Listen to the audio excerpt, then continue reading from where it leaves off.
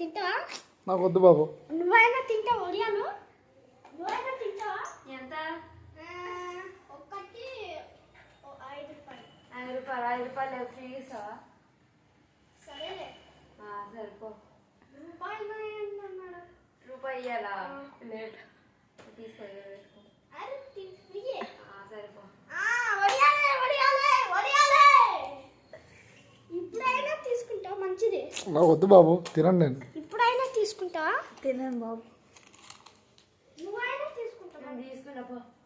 ఏం బాగాలేదు. ఒడియాలు